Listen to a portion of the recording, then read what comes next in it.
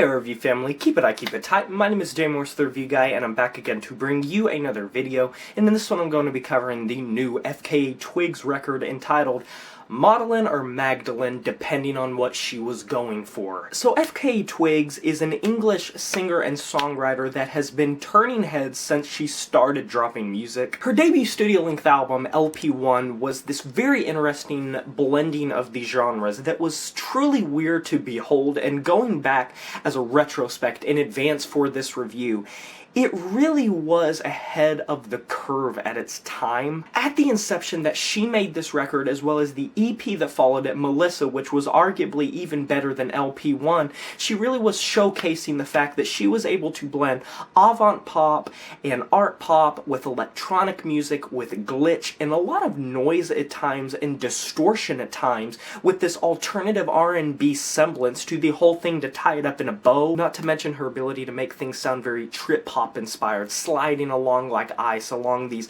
very lackadaisical instrumentals, very psychedelic at times. Whew, and I think this is going to be the type of album that you're going to enjoy if you liked Melissa and if you liked LP1, although it is a little different when it comes to how she ties everything together. Some of the teaser tracks for this record I wasn't a huge fan of, but in the context of the record I think function much better. Other than the subtle shots of noise, I thought the track Cellophane was very stripped back, and her vocals really took the forefront, and that's fine. She sounds super foreboding and haunting on this track, very ominous. She's like some gothic mistress singing from the balcony to her underlings, with braziers lit up all around her and torches lining the walls and just darkness enveloping, but you don't quite know what that fog is. And that's a lot of how a lot of this record is, this unnerving, bone-chilling feel that's also present on Holy Terrain, which I wish Future wasn't on this track. I don't like his inclusion. It's a pretty simple, low-key trap instrumental, but I do love her embellishments in the background where she's just howling out into oblivion.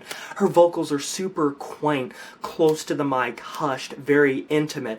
But then Future just busts in, layered with auto-tune, louder than FKA Twigs' vocals. The way he was mixed, not only did I not really enjoy his performance, but I thought the way he was mixed just sounds so off-putting. It's just like an elephant in a china shop, if that china shop was like a witch's hut. Mirrored Heart is also a very good example of what FKA Twigs can do on a track when it comes to blending different genres. Once again, it's hushed a lot of times, but that noisiness near the latter half, it caught me off guard, and I don't know why noise always catches me off guard on FKA Twigs projects, considering it's something I've come to expect from her at this point. Allow me to read a little bit of an excerpt that she did in an interview.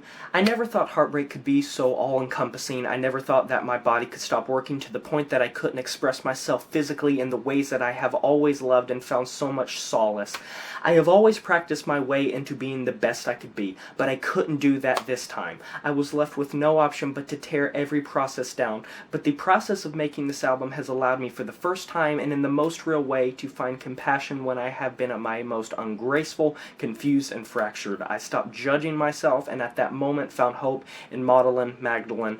To her I am forever grateful." Think of this kind of like how Igor was for Tyler the Creator. This isn't quite what you would expect from FKA Twigs. It is a lot more stripped back at times, it's a lot more hushed at times, the production is more lo-fi at times, but it always has this very unnerving quality to it. And it is so interesting to just watch her go through these negative emotions. It's not a positive thing, it's not the type of thing that you want to gawk at.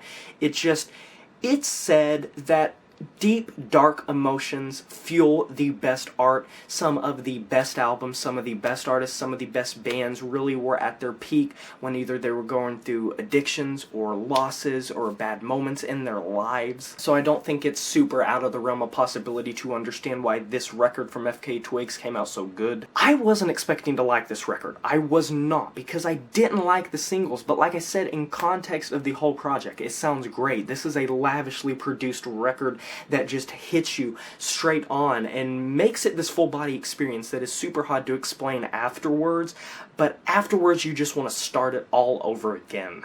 If you want a fairly short burst of energy and passion, but just very creepy emotion being displayed in front of you by an artist that has really mastered her craft with what she wants to do with her music, I highly suggest this because I think this is a really good record. I guess it was a little hard for me to adjust to the sound of this record a lot of times because it doesn't jump out at you. It's not super outspoken. It doesn't show you its best qualities whatsoever. It is not in your face. It is not blunt. It's contemplative. It's a thinking man or woman's album, and that's what I love about it. I'm going to be giving this album an 8 out of 10.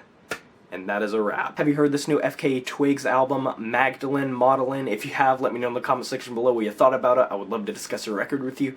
Be sure to like this video if you enjoyed it, subscribe to join the review family today, and smash that notification bell to be notified of my future uploads. Share this video, all that jazz. You know who it is. My name is Jay Morris, the Review Guy, and I'm signing off saying farewell.